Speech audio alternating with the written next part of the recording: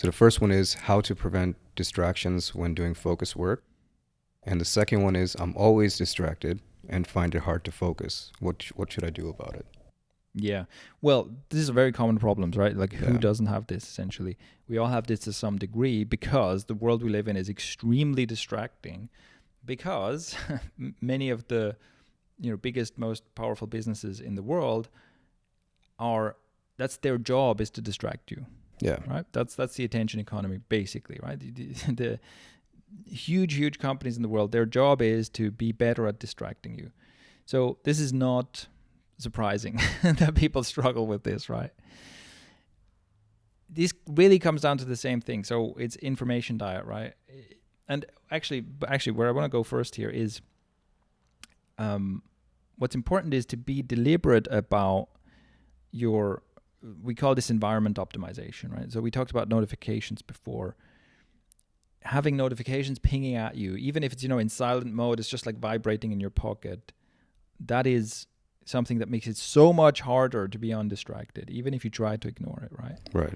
So right away, I would look at how much stuff in your environment is like actively distracting you. Are you someone who is like, do you tell yourself, oh, I'm just going to pay attention to the important stuff, but you have like an email app open, you have Discord open, you have a messaging, messages on your phone, you have whatever, other sources of distractions, right? I mean, that's one of the things, right? Whenever you install a new app or something, they always want to notify you, right? There's always like, that's the second step, is like allow notifications. Yeah. And if you allow all the notifications, like you're never going to get anything done, obviously, right? So that's the first thing to look at, is like, okay, how distracting is my environment, right? So my digital environment, how much stuff is tugging at my attention? Another factor here is like with the phone, how much of a distraction machine is your phone? That depends a lot on what you install.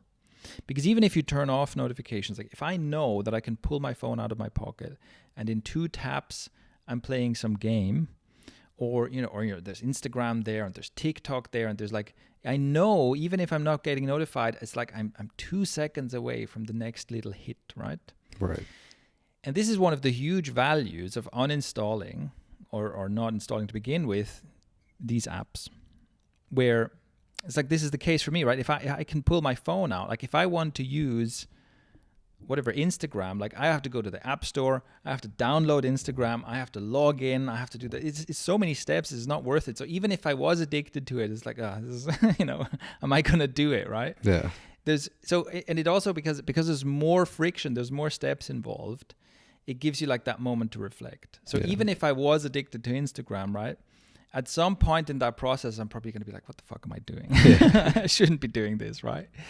So that's another thing. Like and what I would recommend is like, remove this even further from yourself. That's because make it as easy as possible for yourself to be undistracted, right? Right.